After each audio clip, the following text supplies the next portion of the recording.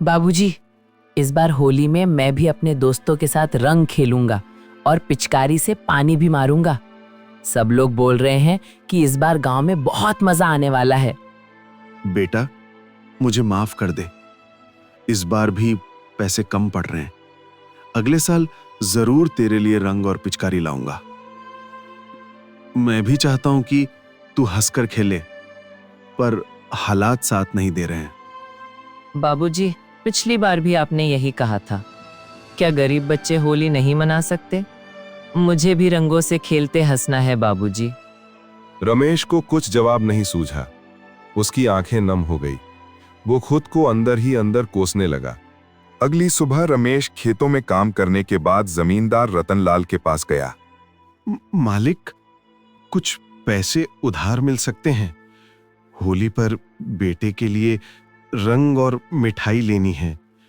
मैं आपका एहसान कभी नहीं भूलूंगा। अरे रमेश, तुम गरीबों की होली भी कोई होली होती है? तुम लोग त्योहार मनाने के बारे में सोचते भी कैसे हो? तुम्हारा काम है बस मजदूरी करना, समझे? मालिक, मैं मेहनत करके चुका दूंगा। बस थोड़े से पैसे दे दीजिए। रमेश, तुम्हें शर्म नहीं आती? पिछली बार भी तुमने पैसे मांगे थे। जाओ अपने काम से काम रखो। रमेश की आंखें भर आई, लेकिन उसने कुछ नहीं कहा। वो सिर झुकाकर वहां से चला आया। शाम को जब वो घर पहुंचा तो मोहन दौड़कर उसके पास आया। बाबूजी, क्या आप मेरे लिए रंग लाए? मैं सुबह से इंतजार कर रहा था। बेटा, इस बार भी नहीं ला सका। मेरे पास पैसे ही नहीं हैं। बाबूजी, पिछली बार भी आपने यही कहा था। क्या गरीब बच्चे होली नहीं मना सकते? गीता ने रमेश की तरफ देखा और उसे दिलासा दिया। कोई बात नहीं जी, हम बिना रंगों के भी होली मना सकते हैं। प्यार और खुशियों का त्योहार है।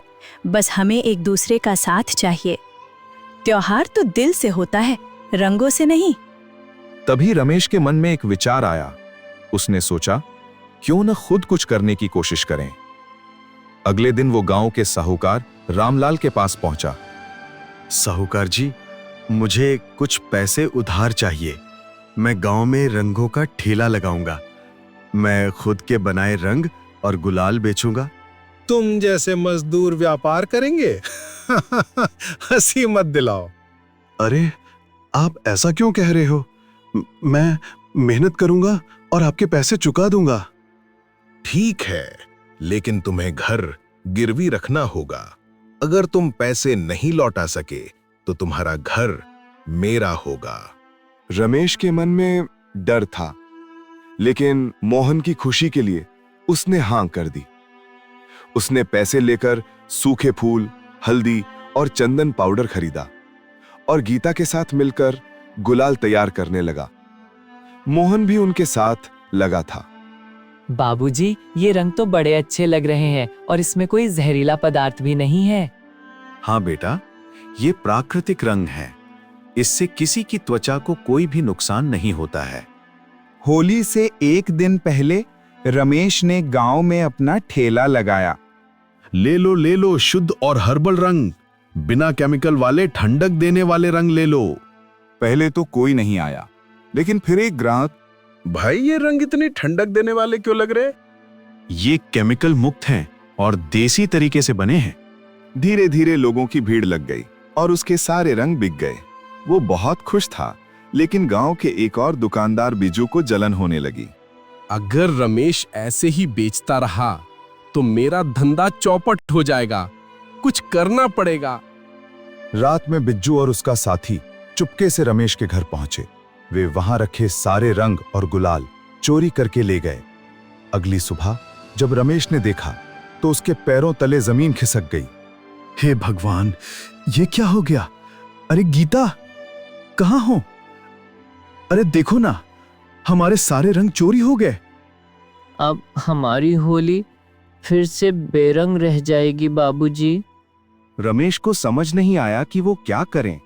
तभी एक बूढ़ी दादी, जिसे उसने कुछ दिन पहले खाना खिलाया था, वो वहां आई। अरे बेटा, तुम बड़ा परेशान लग रहे हो। क्या हुआ बेटा? रमेश ने बूढ़ी दादी को सब कुछ बताया और ये सुन के बूढ़ी दादी बोली, बेटा मुझे लगता है कि तुम्हारे रंगों की चोरी की गई है, लेकिन हिम्मत हारो मत, मेहनत का फल जरूर मिलेगा। मैं हार नहीं मानूंगा, मैं इस चोरी का पता लगाकर ही रहूंगा। रमेश गहरी चिंता में डूबा हुआ था। उसकी मेहनत से बनाए गए रंग अब उसके पास नहीं थे। रमेश उदास होकर चारपाई पर बैठा था और गीता बार बार अपने पति की ओर देख रही थी, जैसे पूछ रही हो, अब क्या होगा बाबूजी? अब हमारी होली कैसे मनेगी? हमारे पास ना रंग है ना पैसे। बेटा, हम हार नहीं मानेंगे। जिसने भी हमारे रंग चुराए हैं, हमें उसे ढूंढना होगा। तभी गांव में अफवाह फैलने लगी कि बिजू के ठेले पर अचानक बड़े अच्छे गुलाल और रंग बिकने लगे हैं। रमेश का दोस्त रवि भागता हुआ उसके पास आया। रमेश भाई, ये देखो, बिज्जू वही रंग और गुलाल बेच रहा है जो तुमने बनाए थे। रमेश के मन में आग भड़क उठी। उसने तुरंत फैसला कर लिया कि अब वो चुप नहीं बैठेगा। बिजू की दुकान पर भीड़ लगी थी। गांव के लोग वहां से रंग और गुलाल खरीद रहे थे। रमेश गुस्से में वहां पहुंचा और जोर से बोला, बिजू, तूने मेरे रंग और गुलाल चुरा लिए, है ना? ऐसा क्यों किया तूने? जवाब दे मुझे। अरे रमेश, ये क्या बकवास कर रहा है? तेरे जैसे मजदूर क्या व्यापार करेंगे? रमेश के आंखों में गुस्सा फुनकार निकलता है, लेकिन उसने खुद को संयम में रखा। गांव वालों, तुम सब जानते हो कि मैंने अपने हाथों से ये रंग बनाए थे। देखो, मेरे रंगों की खासियत थी कि ये ठंडक देते थे। क्या बीजू के गुलाल में भी वही ठंडक है? गांव के कुछ लोगों ने गुलाल उठाकर महसूस किया और बोले, सच में रमेश का गुलाल भी ऐसा था? तो फिर बिज्जू के पास ये रंग आए कहां से? अब लोगों में फुसफुसाहट होने लगी। गांव वालों को शक हो गया कि बिज्जू ने चोरी की होगी। बेटा, जब मैंने तेरे घर पर रंगों का ढेर देखा था, वो ठीक वैसा ही था जैसा अब यहां दिख रहा है। अब बिजू को समझ आ गया कि वो पकड़ा जा चुका है। तभी गांव के मुखिया रामधन काका वहां पहुंच गए। बिज्जू, सच सच बता कि रंग तूने चुराए है ना? बिज्जू बड़ा घबरा गया और घबराई आवाज में बोला, नहीं, मैं। अगर तूने कुछ नहीं किया तो बता, तेरे पास ये रंग आए कहां से? अब बिज्जू के पास कोई जवाब नहीं था। गांव वाले गुस्से में थे। बिज्जू, अगर तू सच नहीं बोलेगा तो तेरी दुकान बंद करवा दूंगा। डर के मारे बिज्जू ने सब कुछ सच उगल दिया। हाँ, मैंने ही चोरी की थी। मैं डर गया था कि रमेश के रंग बिकने लगे तो मेरा धंधा बंद हो जाएगा, इसीलिए मैंने रात में जाके उसके सारे रंग चुरा लिए।